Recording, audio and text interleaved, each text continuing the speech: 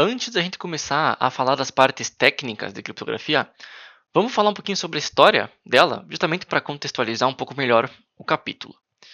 Então, a criptografia começa lá na Antiguidade, lá no Império Romano, né, um dos primeiros métodos, né, dá até para chamar de algoritmo, né, um dos primeiros métodos conhecidos foi a cifra de César, que era justamente usada então pelo imperador Júlio César, por isso que tem esse nome, e era usada para enviar ordens secretas ao exército. Inclusive a gente vai ver que na própria decorrer da história da criptografia, ou se tu estudar um pouquinho mais como, por exemplo, as cifras mais modernas, os algoritmos modernos foram desenvolvidos, eles sempre têm uma relação, sempre não, né, mas a maioria deles tem relação com as partes militares. Inclusive um dos algoritmos que é muito utilizado hoje em dia, que é o IIS, foi desenvolvido justamente pelos órgãos militares dos Estados Unidos, por exemplo. Tá? Obviamente porque a parte de criptografia e passar mensagens de modo secreto, como é exemplo da cifra de César, é muito utilizado nesse meio militar. Então, beleza, a cifra de César era extremamente simples, ela basicamente deslocava as letras do alfabeto. Então, por exemplo, se eu queria deslocar, aí você tem uma chave, né? Por exemplo, vamos supor que a chave seja 3. Aí a cifra de César vai deslocar a letra A, por exemplo, para a letra D, porque são 3 letras à frente. Mas a gente vai falar da cifra de César, vai fazer, inclusive, na prática, como é que essa cifra funciona.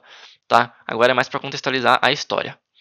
Aí, em seguida, vem a cifra de Vigenère. Basicamente, a cifra de Vigenère era mais perto da Idade Média, então um pouquinho mais atual, pelo menos comparado com a cifra de César. Né? E ali na Idade Média, né, principalmente nas cruzadas, que também, de certa forma, era um conceito militar, né, eram utilizadas ali algumas técnicas criptográficas, justamente como a cifra de Vigenère, que é se comparar com a cifra de César, é bem mais complexa, mas ainda é uma cifra falha se fosse para utilizar ela na atualidade. Tá? Basicamente aí, então, um pouco mais moderno, vem aí as guerras mundiais. Então, nas guerras mundiais aí tem a máquina Enigma, e em guerras mundiais, obviamente, eu estou falando do século passado, né, pessoal, século XX. Então, a máquina Enigma era uma máquina dos alemães ali, então, novamente, contexto militar, né, a máquina que os alemães usavam para criptografar as mensagens para a comunicação da guerra em si, né. E aí, o famoso Alan Turing, né, o pai da computação, ele conseguiu vir aí e desvendar, né, e descriptografar as mensagens que eram criptografadas pela máquina Enigma. Então ele meio que solucionou a máquina Enigma descobrindo lá o algoritmo e como é que ela funciona, certo? Inclusive diz que esse feito de descobrir, né, e quebrar a máquina Enigma encurtou a guerra, né, num tempo muito mais curto do que ela deveria realmente durar. Então foi um grande feito aí para, enfim, para o mundo inteiro, né? Aí falando um pouco da era moderna, a era moderna hoje em dia então utiliza aí algoritmos simétricos, assimétricos, né, algoritmos muito mais complexos, que a gente vai falar sobre eles, tá? E depois da era moderna, até dá para dizer que é uma era mais atual também, né, que não é mais tão do futuro assim, dá para dizer que cada vez vai vindo mais à tona, né, esse conceito de criptografia pós-quântica, que seria então usar processamento quântico, né, que é um processamento muito mais rápido do que um processamento normal, para fazer o uso de criptografia e também para fazer a quebra da criptografia. Tá? Ambos os casos. Algoritmos mais modernos já têm uma certa proteção contra a criptografia quântica, mas a própria criptografia quântica e o poder computacional que a gente tem ainda não é suficiente para a gente, por exemplo, usar criptografia quântica em todo lugar ou usar para quebrar criptografia mais antigas. Tá? O perigo, que por enquanto é um perigo evidente com criptografia pós-quântica, seria no caso de, por exemplo, o atacante roubar os dados e congelar esses dados com a criptografia moderna, e daí num futuro, quando a criptografia estiver bem desenvolvida, ele conseguir quebrar esses dados congelados, esses dados que ele interceptou, com um processamento mais forte, né? Processamento melhor no futuro, possivelmente usando criptografia pós-quântica ou, enfim, processamento pós-quântico para quebrar a criptografia.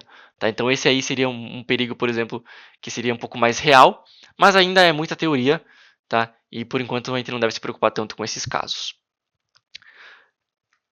Aí vamos falar um pouquinho sobre os princípios de Kirchhoff, que esses princípios eles baseiam muito como os algoritmos criptográficos eles devem funcionar hoje em dia. O Kirchhoff, então, ele era um engenheiro holandês, tá, que criou então esses 6 princípios, e aí vamos falar um pouquinho sobre eles, tá? O primeiro conceito dele é que o sistema deve ser materialmente, se não matematicamente indecifrável. E isso é meio óbvio, né? Você não quer que alguém consiga decifrar, né, o teu sistema a ponto de quebrar a tua criptografia e conseguir ler os dados, tá? Só que não confundam, né? Inclusive, vamos ler o item 2 para explicar também esse 1. O item 2 diz que é necessário que o sistema em si não requeira sigilo e que não seja um problema se ele cair nas mãos do inimigo. Então percebam que aqui ele fala que o sistema não deve ser indecifrável, mas ele não está falando que o algoritmo tem que ser, por exemplo, desconhecido. Tá? Então não seria, por exemplo, decifrar o sistema no sentido de entender como o sistema funciona, mas sim quebrar o modo que ele opera. Tá? E alinhando esse conceito com o item 2, basicamente, antigamente, na cifra de César, na cifra de Vigenère e tal, acreditava-se que o que deveria ser seguro é o algoritmo, é como o sistema funciona em si. Tá? Então ninguém poderia saber como o sistema, por exemplo, faz a rotação das letras, faz a rotação dos bits e tudo mais. Tá? Não poderia saber como o sistema funciona e ponto. Tá? Hoje em dia o conceito mudou. Hoje em dia os sistemas, como eles funcionam, como eles operam, eles são públicos, inclusive, então eles podem ser lidos por atacantes ou por pesquisadores e tudo mais. Então eles podem ser disponíveis para acesso. O que tem que ser seguro é o próprio modo de operação dele, mais a chave. Tá? É a chave privada, que a gente vai entrar nos conceitos de chave privada, é a senha, então o segredo que vai ser usado nesse sistema que tem que ser secreto, e não o sistema em si. Beleza? Então esse foi um conceito aí que basicamente revolucionou, né, como os algoritmos funcionam. O terceiro item fala que deve ser possível comunicar e lembrar da chave sem a necessidade de notas escritas, e os interlocutores devem ser capazes de modificá-la a seu critério. Então, antigamente, né, as senhas, por exemplo, não poderiam ser escritas, então deviam ser memorizáveis, por exemplo, de algum modo. Hoje em dia, obviamente, os próprios sistemas computacionais já fazem, por exemplo, o storage das chaves, sem que a gente precise inseri-las em algum lugar manualmente, por exemplo, ou, sei lá, anotar para a gente usar o sistema criptográfico. O item 4 quer dizer que deve ser aplicável à correspondência telegráfica. Obviamente esse não é mais aplicado hoje em dia, então nem todos os princípios são aplicados hoje em dia, e alguns inclusive podem ser aplicados, mas com algumas modificações. O item 5 diz que o sistema ele deve ser portátil e não deve exigir a participação de múltiplas pessoas na sua operação e manuseio. Hoje em dia isso de certa forma é aplicado, então por exemplo, tu quer conversar através da HTTPS com o servidor, é você, o usuário e o servidor. São só vocês dois, não tem mais outros processos no meio, por exemplo. O item 6 diz que, por fim, o sistema deverá ser simples de usar e não exigir conhecimentos profundos ou concentração dos seus usuários, nem um conjunto complexo de regra, e isso funciona também, certo? Você é um usuário, você acessou a aplicação através da HTTPS, você não precisou fazer absolutamente nada para criptografar essa informação. Pensando um pouco mais no lado do desenvolvedor, por exemplo, o desenvolvedor não precisa ir lá e codar o próprio algoritmo criptográfico, ele pode simplesmente ir lá e importar uma biblioteca, né, que utiliza um sistema criptográfico considerado seguro e pronto. Beleza? Bom, basicamente esses são os princípios, pessoal. De longe o 2 é o mais importante de todos.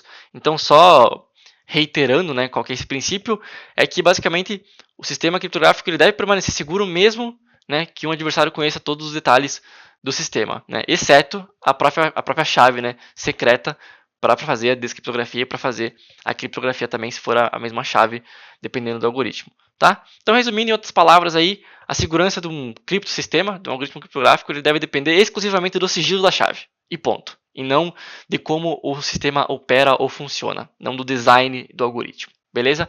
Esse é o conceito mais importante de todos. Então, basicamente aí, essa é a história da criptografia.